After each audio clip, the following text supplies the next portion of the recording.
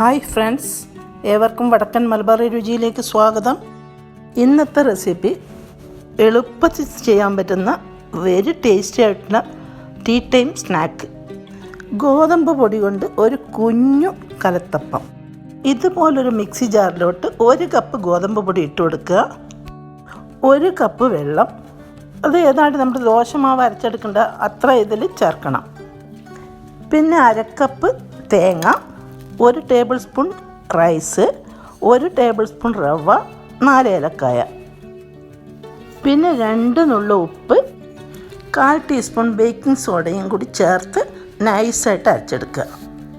മാവ് അരച്ചെടുത്ത് കഴിഞ്ഞ് ഒരു 5 അച്ച് ശർക്കര ഒന്ന് ഉരുക്കിയെടുക്കുകയാണ്. ഈ ഉരുക്കിയ ശർക്കര ചൂടോടെ തന്നെ നമ്മുടെ മാവിലേക്ക് ഒഴിച്ചു കൊടുക്കണം, ഇളക്കിക്കൊണ്ട്. പെട്ടെന്ന് തന്നെ ഇളക്കി കൊടുക്കണം, ഇല്ലെങ്കിൽ മാവ് കട്ട കെട്ടി പോവും. ഈ കുഞ്ഞു കലത്തപ്പത്തിൻ്റെ മാവ് കംപ്ലീറ്റ് റെഡി ആവണമെങ്കിൽ ഇനി ഇത്തിരി പണി കൂടിയുണ്ട്.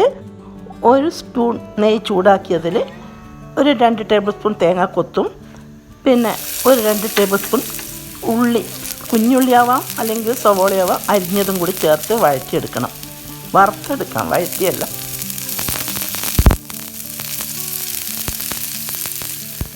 ഇതാണ് പാകം. കരിഞ്ഞു പോകരുത്. ഈ പാകത്തിൽ മൂപ്പിച്ചെടുത്ത പാടെ അതേ ചൂട് തന്നെ നമുക്ക് ഈ മാവിലോട്ട് ചേർത്ത് കൊടുക്കാം. നല്ല ചൂടോടുകൂടിയാണ് ഒഴിച്ചു കൊടുക്കുന്നത്. മുന്നേ പറഞ്ഞ പോലെ തന്നെ പെട്ടെന്ന് ഇളക്കി ചേർക്കണം. നമ്മുടെ ഡോ റെഡി. ഇനി വെച്ചിരിക്കേണ്ട ആവശ്യമൊന്നുമില്ല, പെട്ടെന്ന് തന്നെ അപ്പം ചുട്ടു തുടങ്ങാം. ഞാൻ അപ്പച്ചട്ടിയിലാണ് ചുടുന്നത്. ഒരു 2 കൈ ഒഴിച്ചു കൊടുക്കുക. അപ്പച്ചട്ടി നന്നായിട്ട് ഗ്രീസ് ചെയ്യണം. വെളിച്ചെണ്ണ കൊണ്ടോ അല്ല നെയ്യ് കൊണ്ടോ. ഞാൻ നെയ്യാണ് യൂസ് ചെയ്തത്.